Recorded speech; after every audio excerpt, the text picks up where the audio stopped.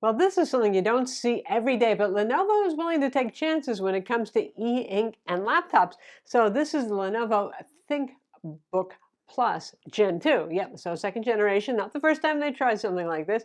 And it's a nice aluminum clad metal Ultrabook with Intel 11th Gen CPUs inside and all that, and a QHD plus 16:10 aspect ratio inner display. But look at the lid. 12-inch E-ink QHD plus resolution display.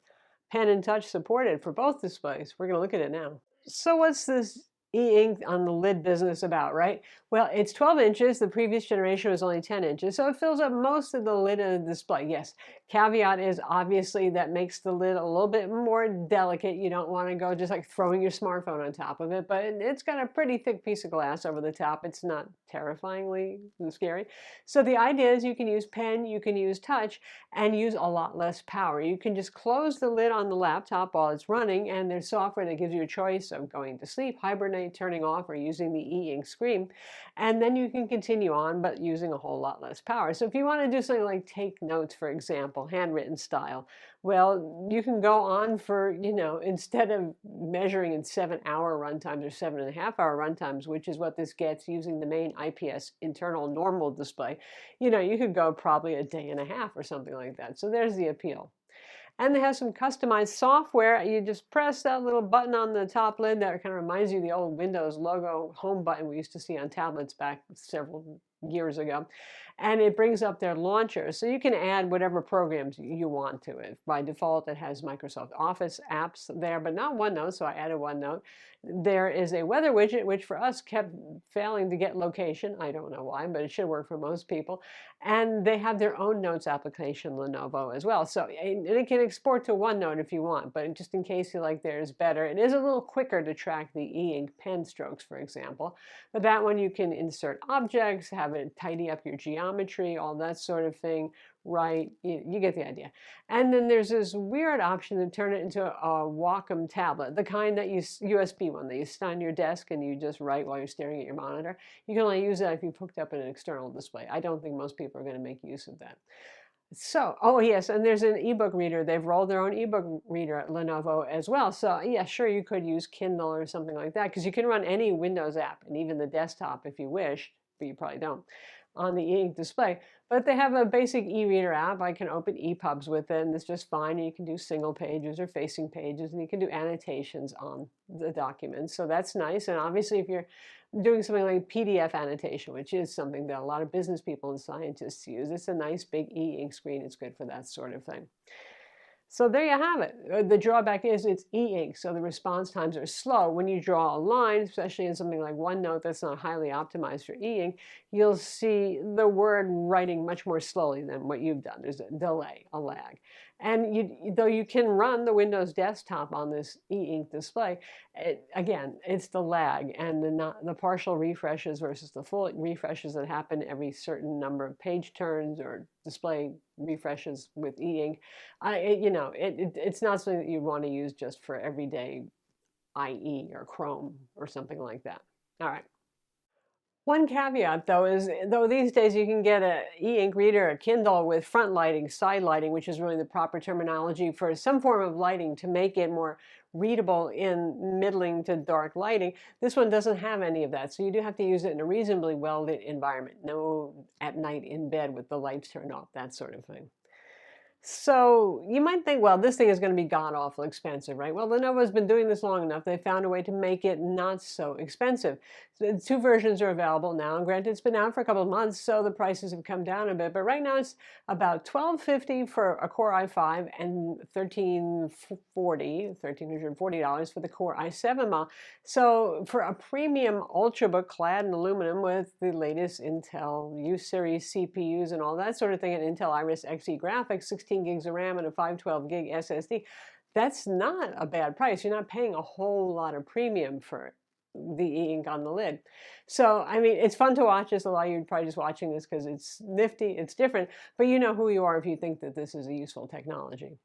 And it is indeed just a perfectly normal, very slim and very light 13.3-inch Ultrabook.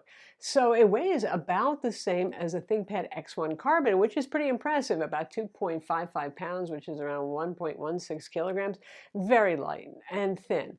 One of the drawbacks of this much thinness is the fact that here we have only two Thunderbolt 4/USB-C ports on board. One of them the charger will plug into, and a headphone jack. So unlike a lot of ThinkPads, remember this is a ThinkBook, more of the Soho line for business users and home users, you don't get legacy ports on board with this one. So dongle life here, yes it is.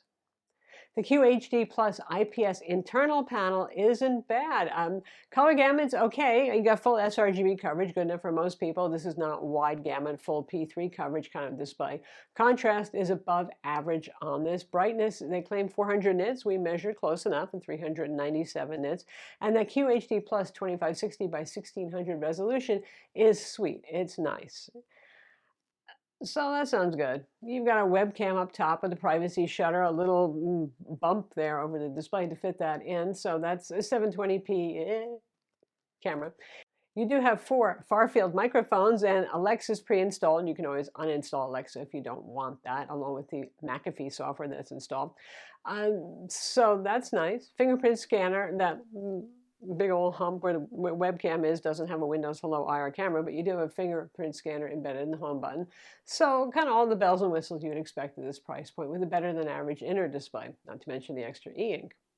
Keyboard on this is not ThinkPad level. And in fact, I'm not feeling it, kind of literally. There is not much tactile feel. It's very low travel. So if you're a ThinkPad person thinking about shifting over, be prepared for kind of mushy, low travel keyboard. Trackpad happily is fine. Since this is not a ThinkPad, you don't get the eraser stick nav point pointer on board or dedicated clicker buttons. It's your Microsoft Precision trackpad, and it works very nicely. In terms of performance, we have the Core i7. It's 28-watt U-series quad-core Intel 11th Gen CPU. You can also get the Core i5. I wouldn't expect huge performance delta between those two. So if you're thinking about saving $80, probably just fine. Anyway, 16 gigs of RAM is soldered on board, low power DDR4X. And the M.2 SSD slot, that supports PCIe 4, and Lenovo says they're actually putting a Gen 4 drive in there, but the measurements on ours say it's pretty slow on, so as PCIe 4 goes. It's faster than most PCIe 3 drives that we've been seeing for years, so it's not that it's a bad drive, it's just not like, woohoo! Now, if you do want to get it into the internals, and it's the usual Ultrabook story, there's not a super lot you can do in here. Unscrew the Torx T5 screws, and boy, this has tenacious clips. Work the clips around to get this off, and take out the garaged pen, or as we call a pen in a silo, from the side first. So yeah, you do get a little toothpick pen, and it's rechargeable. This is Wacom AES pen, and as you saw, diagonal lines are a little bit jittery on it, so not a fine art product, but okay for note-taking. But the pen does actually have 2 clicky buttons on it, so that's kind of cool. And it does have 4,096 pressure levels. Anyway, back to the internals. First off, you can see the speaker grills are right there, the ventilation. Take this off, and there is the battery taking up most of the space inside. Usual Ultrabook design with the stereo speaker 2-watt units flanking the battery. One single fan right there, which is fine for an Ultrabook, really. The M.2 SSD slot is here, should you wish to upgrade that after the fact. The Wi-Fi card is soldered on board right here. It's an Intel AX201 card, Wi-Fi 6, so it's a fine card with Bluetooth. And that's about all you can do because RAM is soldered on. It is dual channel, low power DDR4X RAM, so 16 gigs is okay. Under here is the heat pipe and the heat sink, by the way, in case you were wondering. Speakers on this are pretty good. 2-watt Harman Kardon branded speakers with Dolby Atmos software on board, and like a lot of Lenovo business laptops, they're surprisingly good. Good enough to watch a movie and enjoy it. Actually hear a little bit of bass and plenty of volume, and treble clarity is certainly there. The fans will not drown out your movie, certainly. I mean, it's an Ultrabook. It's not a gaming laptop, so it's not going to get really loud or really hot. But when pushing it hard, doing synthetic benchmarks and stuff like that, they will come on, but they're not loud at all. And it doesn't get very hot to the touch, despite the fact it's thin and it's aluminum. Battery on this is 53 watt hour, which is pretty good for an Ultrabook that's this size, and you get a 65-watt fast charger on board. Now, the QHD Plus higher resolution display does hit battery life some, and touchscreen and pen support and all that sort of thing. Plus, well, the e-ink display uses like no power, so that's not part of the equation there. But typically with 200 nits of brightness, a mix of productivity work, streaming video, a little bit of Photoshop, that sort of thing, I was getting about 7.5 hours on a charge. It's okay. It's not certainly class leading, but it's not abysmal either. So that's the Lenovo ThinkBook Plus Generation 2, and certainly they improved it. 16 by 10 aspect ratio display is QHD+, bigger 12-inch e-ink display that uses up much of the front face, and you're not paying a huge premium beyond the cost of a premium 13.3-inch Ultrabook with a high-resolution display, to be honest. So for those of you who see the use for this sort of thing, the e-ink on the lid, well, it's here for you.